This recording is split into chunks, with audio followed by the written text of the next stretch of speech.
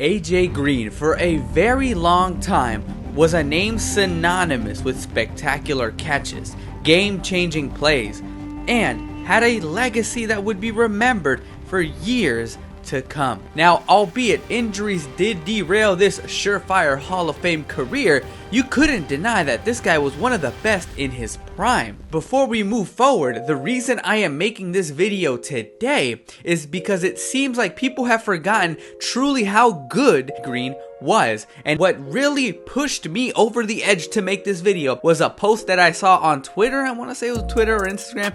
It was on social media, okay? Somebody was questioning if Jamar Chase was really that good because he was putting up similar numbers to AJ Green. Like as if AJ Green wasn't that guy in his prime. It's enough to get me to the boiling point! So that is the purpose of this video, ladies and gentlemen. How good was AJ Green actually? Because you know what? Maybe I'm just being biased, as you know. We're going to take a dive into the career of AJ Green, beginning in his early years all the way up to his retirement, to see if it really was as, I guess now, as bad as people think he was. It doesn't make sense to me. Help me understand. Help me. Help me! With that being said, do me a favor, drop a like, comment, subscribe, turn notifications on. We post weekly content as well as daily either quizzes or polls on this channel. Adrio Jeremiah Green, better known as AJ Green, was born on July 31st, 1988 in Summerville, South Carolina.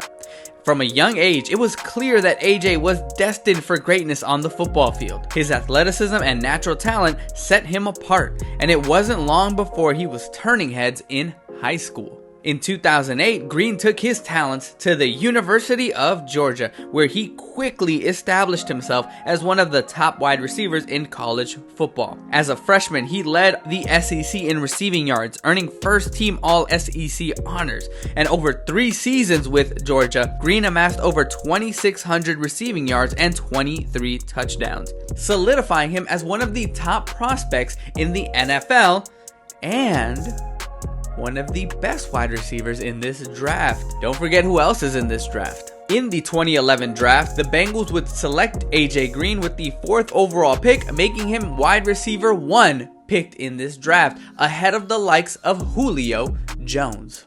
And from day one, Green proved that he was worth every bit of that high selection.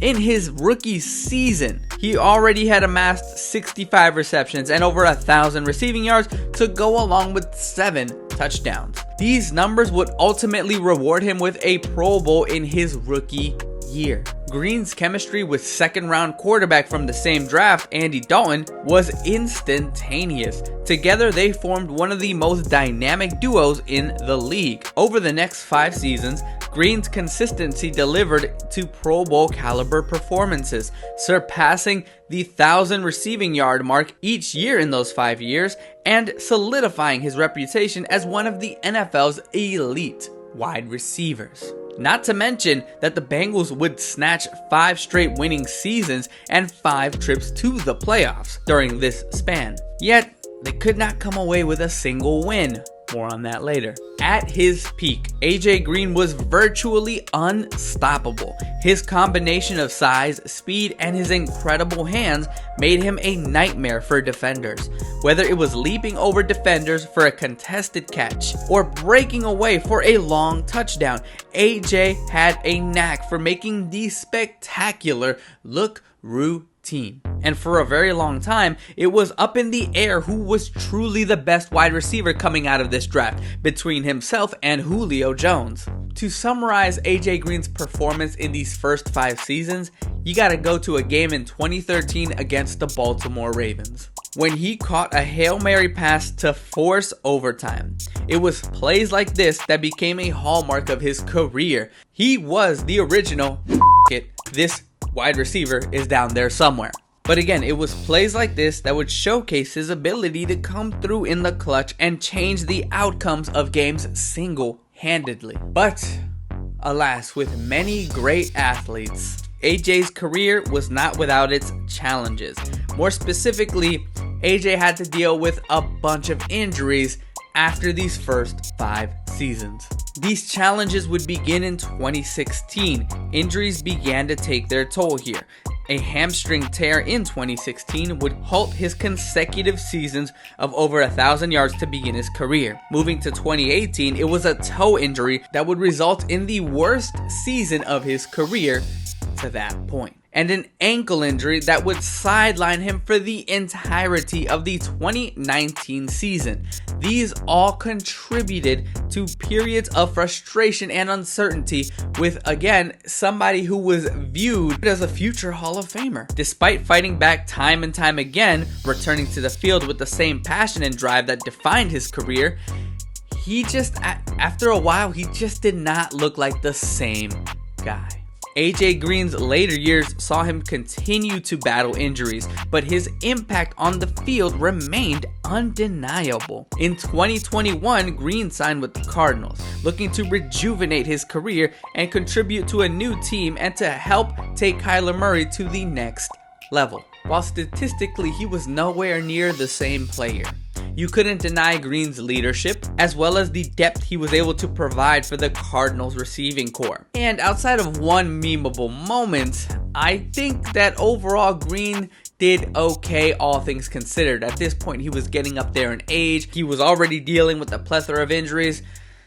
But maybe I just don't want to look at it as negative. I don't know. Again, maybe the bias is sticking out, but y'all can let me know in the comments. After his stint with the Cardinals, Green would ultimately retire, signing a one-day contract with the Bengals to retire as a Bengal. And reflecting on his career, AJ Green leaves behind a legacy of excellence, at the very least to me, with over 10,000 receiving yards, numerous Pro Bowl selections, and countless unforgettable moments. For this fan, he will be remembered as one of the greatest wide receivers of his generation.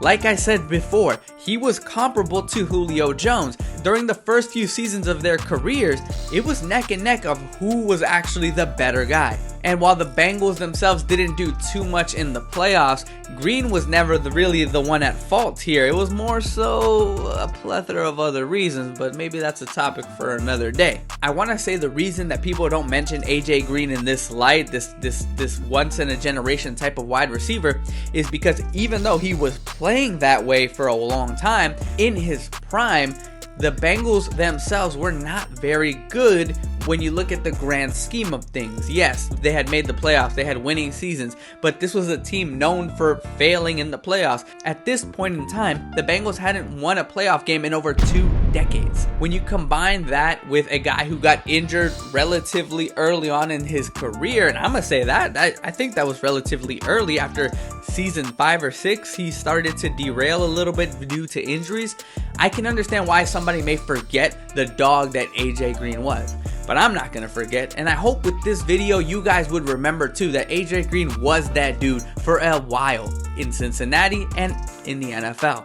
AJ Green's story is one of brilliance and resilience, from his early days in Georgia to his time as a star in Cincinnati and the seasoned veteran in Arizona. Green's career has been a testament to his incredible talent and determination. As NFL fans, we should celebrate his contributions to the game and the unforgettable moments that he provided. Again, maybe I'm just hyperbolizing, or I don't even know if that's a word, but you know, we'll make things up here on this channel from time to time. But you know what? From this Bengals fan, here's to AJ Green, a true legend of the NFL that I'm starting to realize doesn't get enough respect. Respect my authority!